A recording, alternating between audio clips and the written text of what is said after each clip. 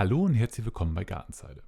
Heute wollen wir euch zeigen, auf was ihr bei der Befüllung eures Hochbeetes achten solltet, damit ihr auch viele Jahre lang eine ordentliche Ernte einfahrt. Viel Spaß beim Video!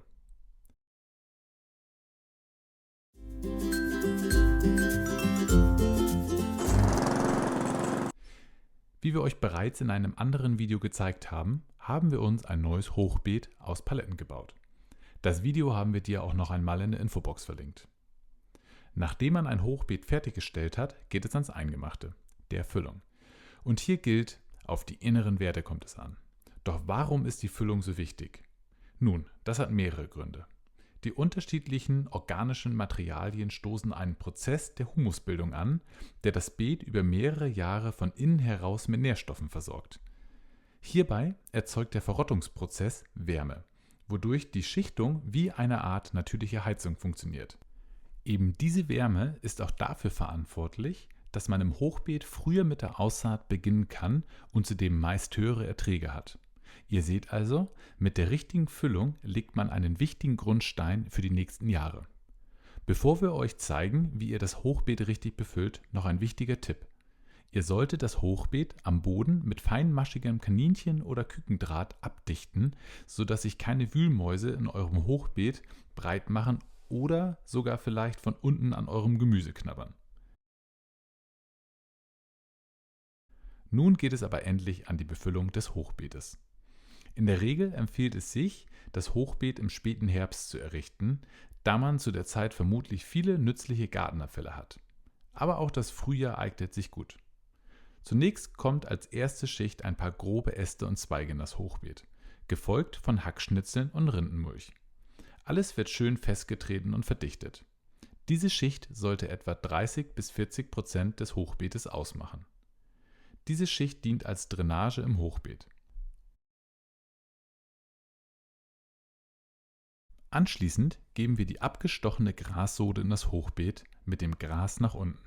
Solltet ihr das Hochbeet auf Steinen bauen und keine Grassode haben, könnt ihr auch Rasenschnitt verwenden. Der kann auch schon 1 bis 2 Wochen alt sein.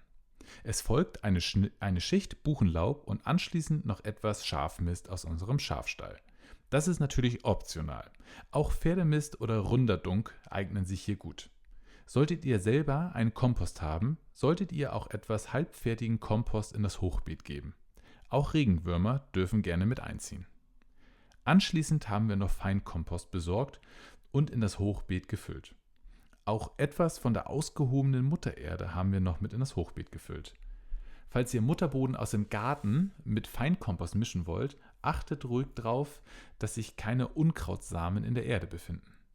Der Feinkompost kann auch ruhig 20–30% des Hochbeets ausmachen. Ganz nach oben kommt noch eine Schicht Hochbeeterde, wo das eigentliche Obst und Gemüse dann angepflanzt wird. Hier haben wir uns für die Compo Bio Hochbeet und Gewächshauserde entschieden. Die bekommt ihr im Gartencenter oder aber online. Mit der Erde haben wir in den letzten Jahren bei Tomaten, Salat, Radieschen und Gurken gute Erfahrungen gemacht. Insgesamt sollten die letzten beiden Schichten mindestens 30 cm ausmachen. Nun ist es wichtig, dass das Hochbeet ordentlich angegossen wird. Verteilt ruhig 5 bis 10 Gießkannen auf dem Hochbeet. Falls es natürlich in den nächsten Tagen ohnehin regnen soll, könnt ihr auch darauf warten. Das Hochbeet wird in den kommenden Tagen, auch noch in den nächsten Jahren immer mal wieder etwas absacken. Füllt es dann einfach mit Kompost und Pflanzenerde wieder etwas auf. Was sind eure Geheimzutaten für einen guten Nährboden im Hochbeet? Schreibt es uns gerne in die Kommentare. Nun wünschen wir euch eine gute Ernte. Wir hoffen, euch hat dieses kleine Video gefallen. Wenn ja, dann lasst uns doch gerne ein Abo da, um keine weiteren Videos mehr zu verpassen. Falls du eher ein Freund des schriftlichen Wortes bist und dich für das Thema Garten interessierst, schau gerne auch auf unserem Gartenmagazin unter www.gartenzeile.de vorbei. Bis zum nächsten Mal.